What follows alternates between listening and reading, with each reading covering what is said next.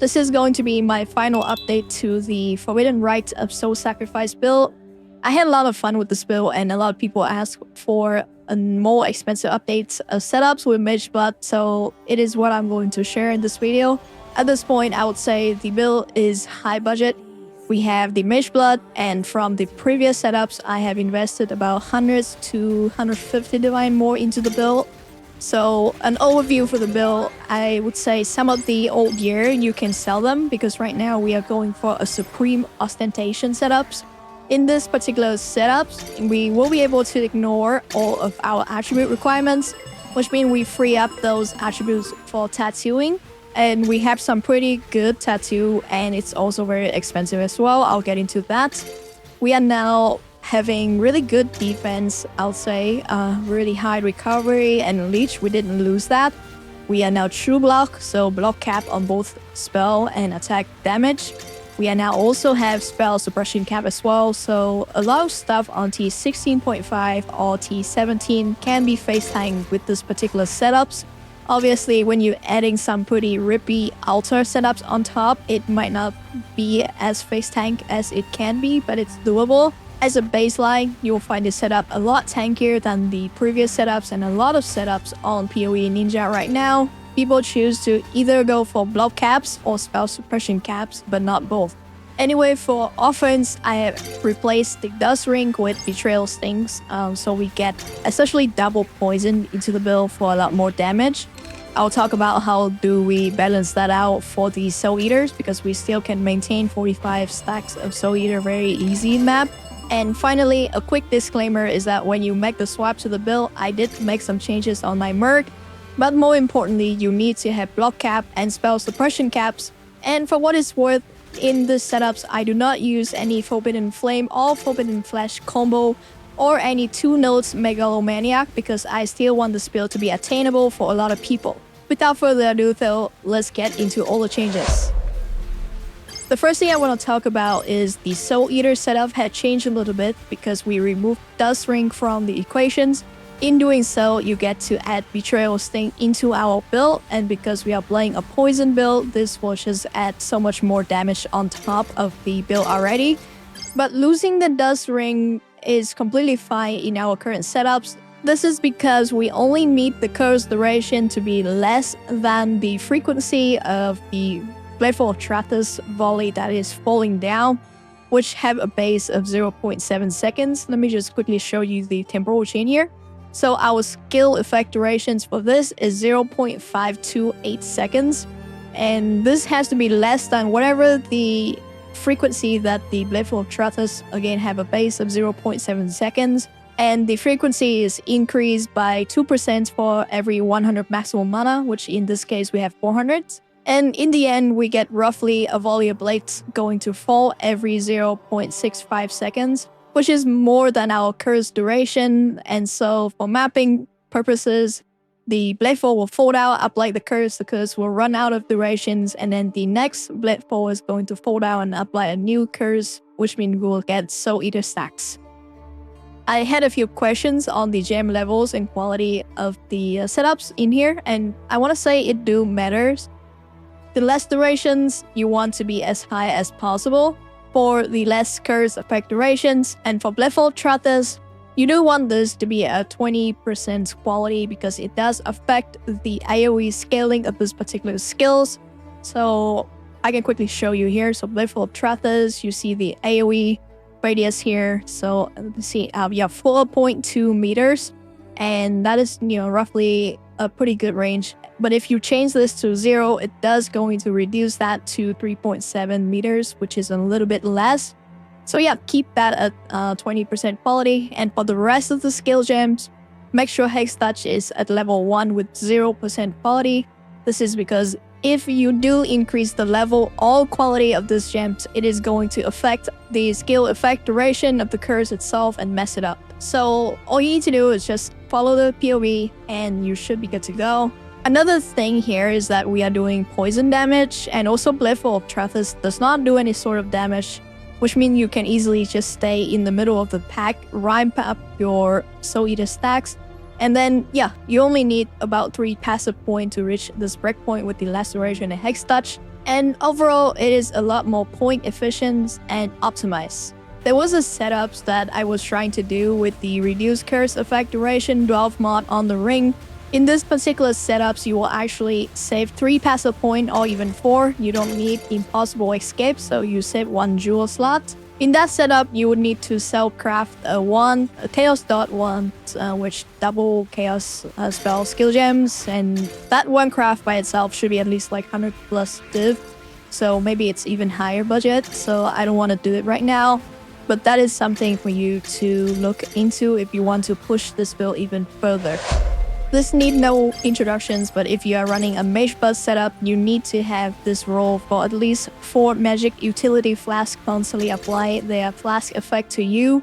My 4 flask of choice is going to be Ruby, Sapphire, Topaz flask for the elemental resistance and also the maximum elemental resistance, which help a lot with the tankiness in the build. And finally, the Court flask, which going to give me spell suppressions and help me reach the cap. You always want to roll these flasks to have the 70% increase effects on the implicit and 25% increase effects for the prefix. For my suffixes, I'm going with the chance to avoid shock at 52% or higher. It needs to be avoid shock, so it pairs together with the storm shrouds, and this will give us the elemental ailment immune. The 52% is the breakpoints that if you get a perfect prefix and implicit roll, it's going to give you 101 chance to avoid shock. And that works the same for every other modifier. So we are getting the stun immune from the avoid stuns modifiers at 52% or higher. We want to get reduced curse effect to be as high as we can because some of the modifiers can increase the curse effects on us. But otherwise, just go for like T1. You should be fine. If you can invest in Mageblood, you can invest in a really good flask. For the final suffix, I'm going with the percentage increase armor because this will help me tank physical hits a bit better.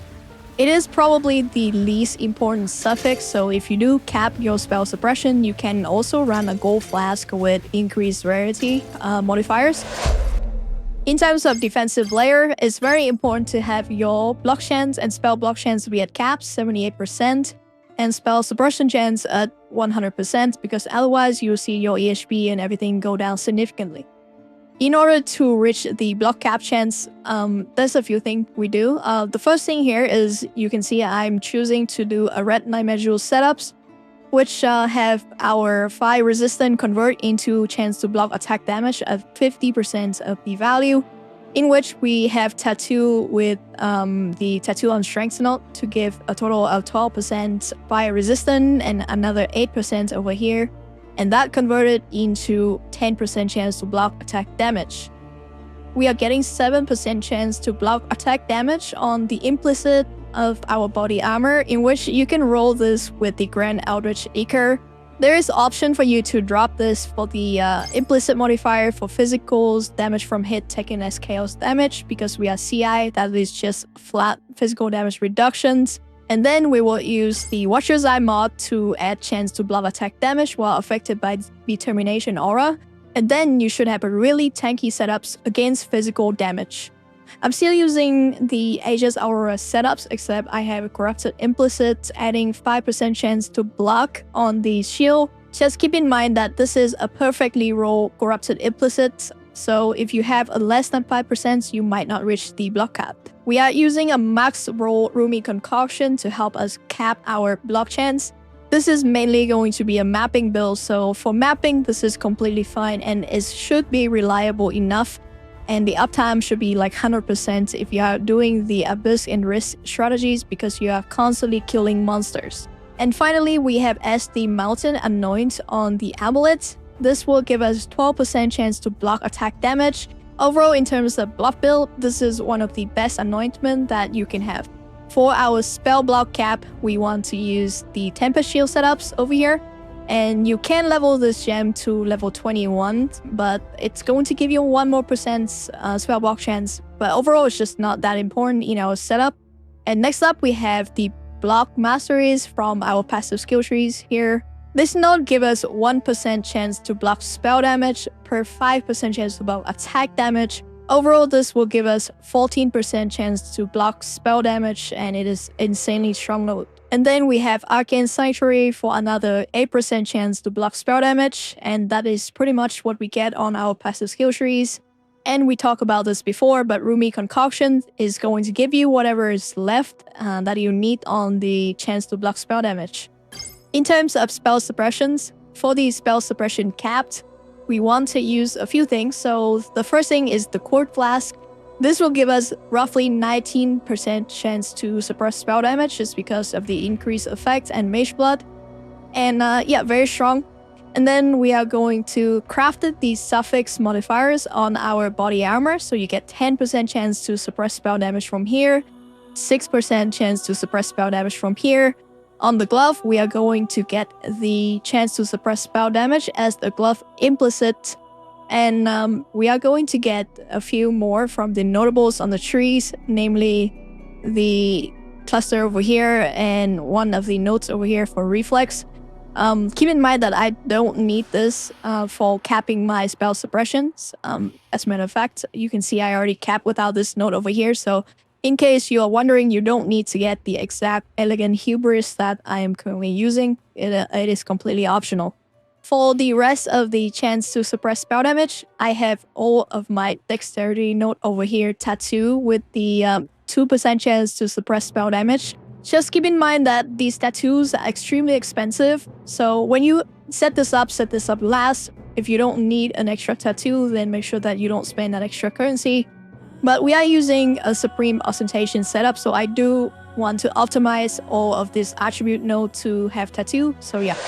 I'm going to do a quick map showcase. This map had reduced armor, reduced chance to block, minus maximum resistance, all as the innate map modifiers, which will get scaled with the explicit modifiers, and it is extremely rippy.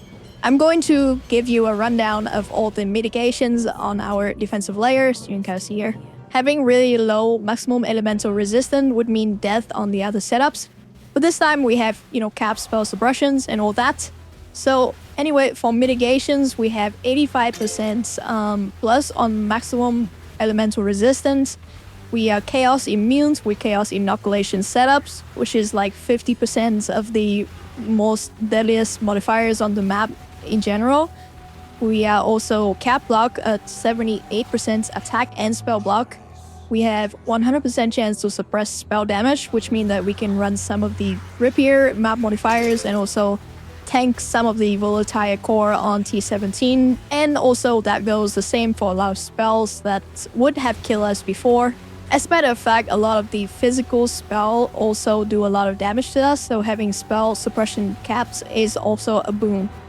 Now, for physical taken as fire, this is a rough estimate, but we have Shaper of Flame Ascendancies, which if we ignite enemy, and we always ignite enemy on hits, it's going to convert 40% of their damage to fire, and then we get Comb Smitings on our mercenaries, and that's also convert another 25% of their physical damage to fire, which means that we'll have 65% physical damage taken as fire.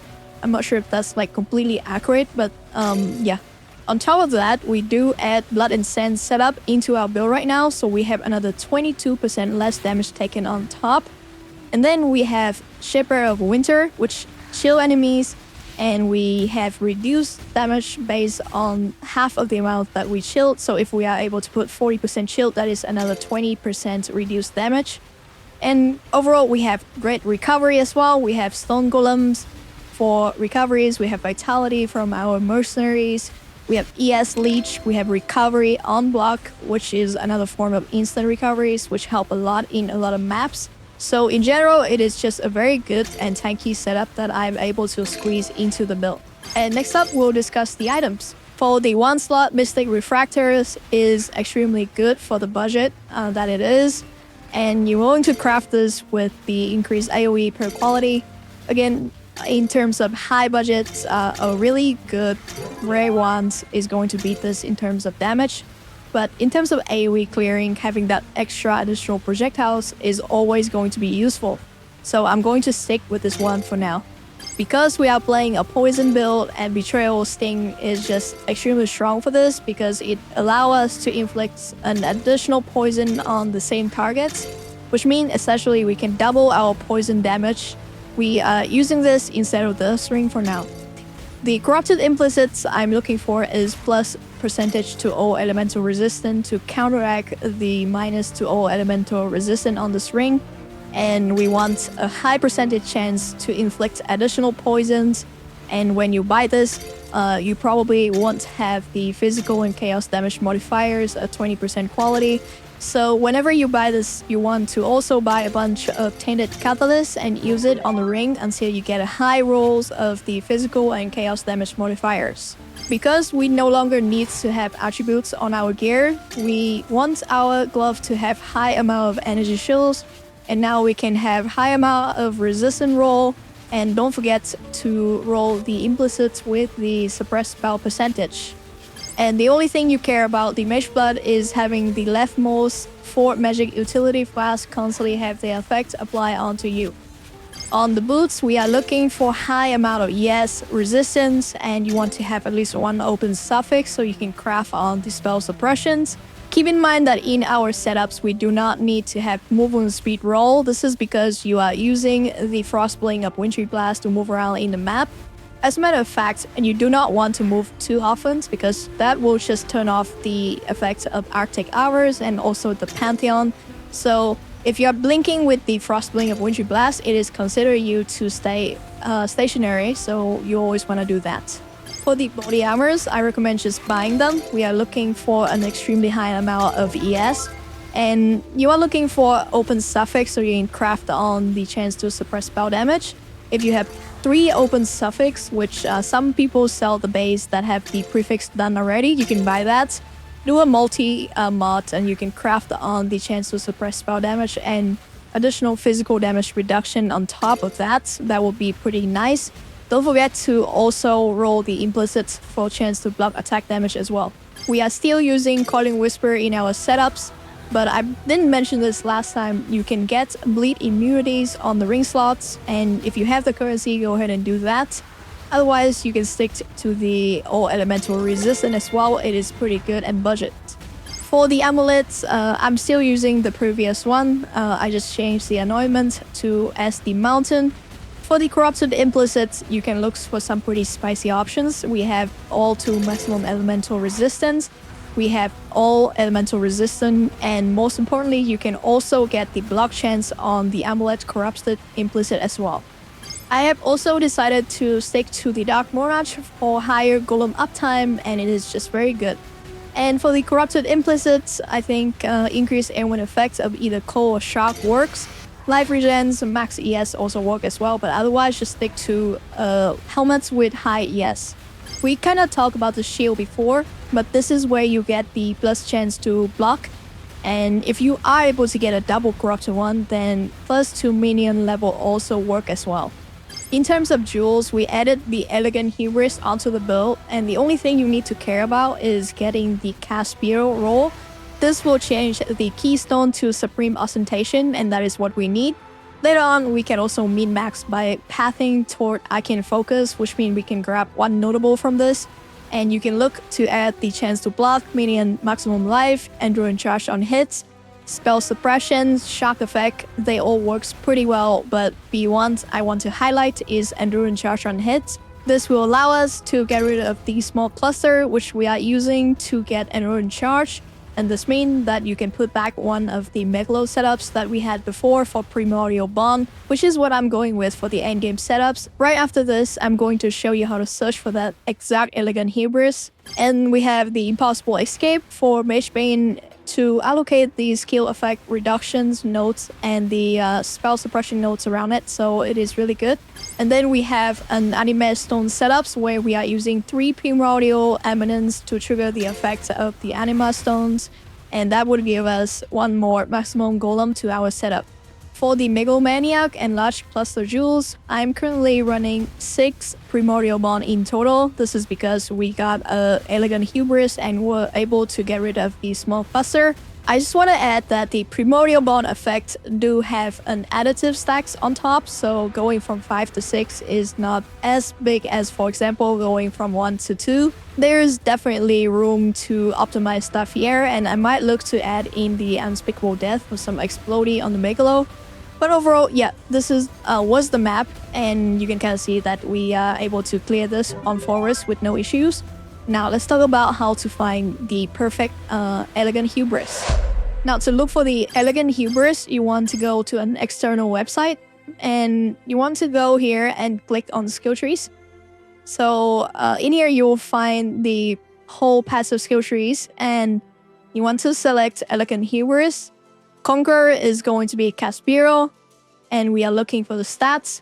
So the stats that you want, depending on your setups, my setups, I'm looking for gain endurance charge every second if you've been hit. And you want to select the jewel sockets. For us, it's going to be here.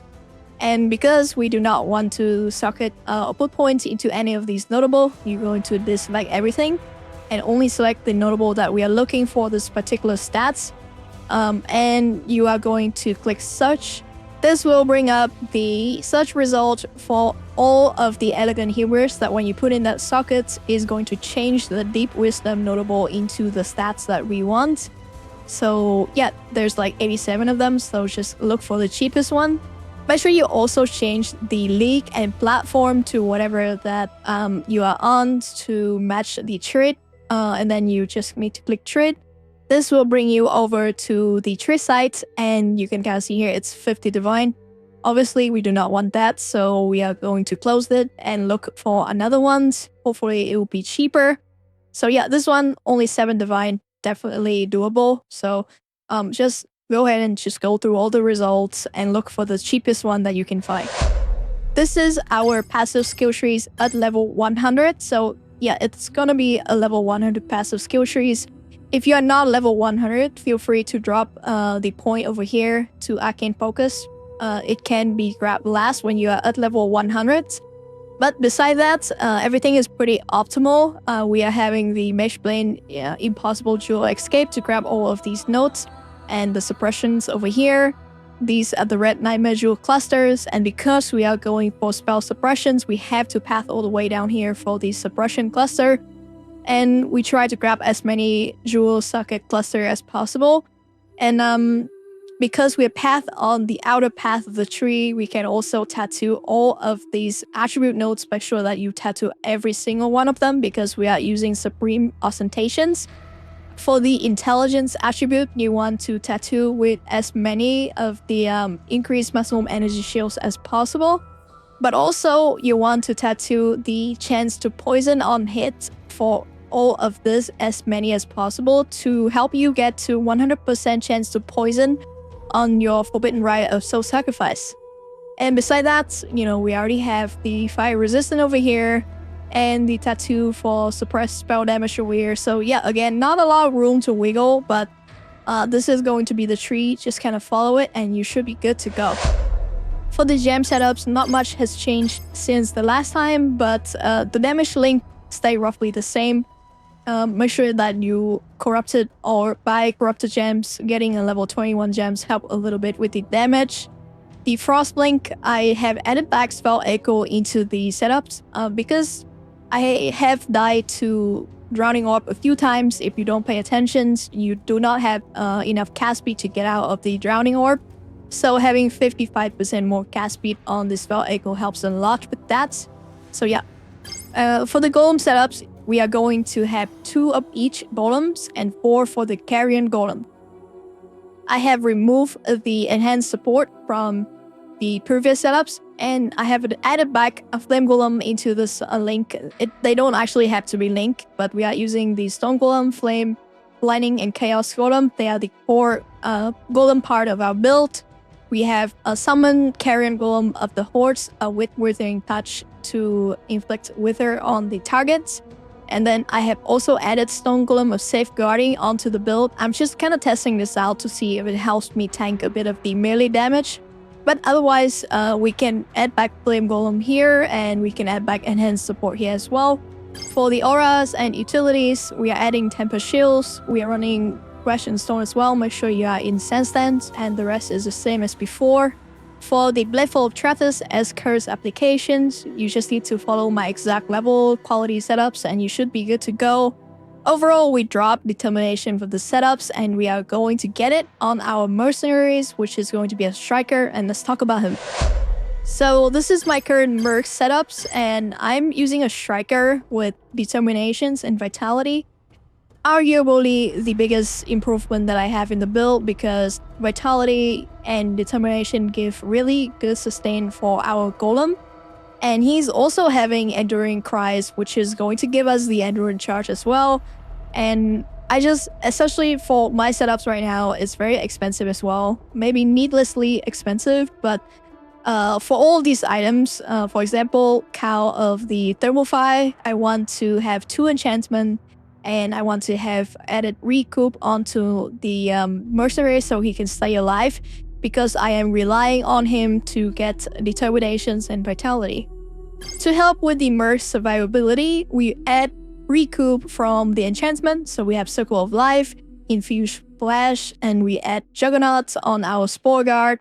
This will give him the armor, max life recoups, and it helps a lot. Now I choose Spore Guard because you can also have the Fungal Ground tech to explode enemy, so whenever he stays stationary around me, he will have the Fungal Ground effect around him, and it says that if we kill enemies on the Fungal Ground, it will explode as long as it counts as his kill. And to trigger the count as his kill, we are adding Gravebind into the setups, and I know the radius is quite small, but because we are always in melee range anyway, so in theory it should work. For the weapons, I'm going with the Nebulok, and this is just tech from Connor. In one of his earlier video, he was doing Nebulok setups, and apparently his merc does not die from physical reflex, so I'm just doing a carbon copy of his. And so yeah, I have taken this merc to physical reflect map, and he still survived after that, so I can guarantee it is working. Now, Relentless Fury is here just to give us the Calling Strike, but if you want your merc to be extremely tanky, maybe just go with the double Nebulok setups. It's stacked together and just give you a bunch of armor. Beside that, use your rare equipment slots, which we only have the ring and the boots, to cap your elemental resistance and chaos resistance. It's a little bit harder to cap the lightning and cold because of the helmets, but yeah, as you can see here, I still have it without much issues.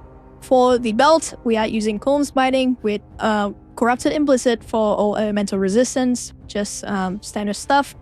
Previously, I was using Shepherd's Seed to give the regens to the golems, but right now, because we have Vitality, I have decided to drop that and use Defiance of Destiny instead to make the merc extremely tanky, especially against map where we are just running extremely Rippy mods, which I have seen him die before on the Shepherd's Seed setups. So ultimately, I think Defiance of Destiny is the superior choice. And then I'm using Lodre Damning for the curse, with the Corrupted Implicit for elemental resistance, and the boots just resistance, bunch of armors, life regens. For the implicits, I choose to have the Sap Ground, which will make enemy deal less damage when they are on Sap Ground, so there's some more mitigation to have there. Overall, this is a very tanky setup, and I have not seen my merc die ever since I swapped to this. And determinations and vitality is just extremely good. So there you have it. This is my endgame setup for the build, and obviously there's a lot more to min-max, but at that point I don't want to make this into a generic guide. You can kind of follow my characters on PoE Ninja to see what I'm doing, but probably right now I'm going to work on the next fun build and probably the last build for the league. After swapping to this particular Mageblood setups, I feel extremely tanky. I can take this character into doing some insanely rippy map modifiers. Of course, you still have some random death here and there, but overall, it's just a very well-rounded characters. And yeah, if you have any questions, leave them down in the comment sections. Stop by my Discord if you are interested in getting my loot filters. I uploaded the sound package and the loot filter there since a lot of people have been asking. And with that, thank you so much for watching, guys, and I will see you in the next one.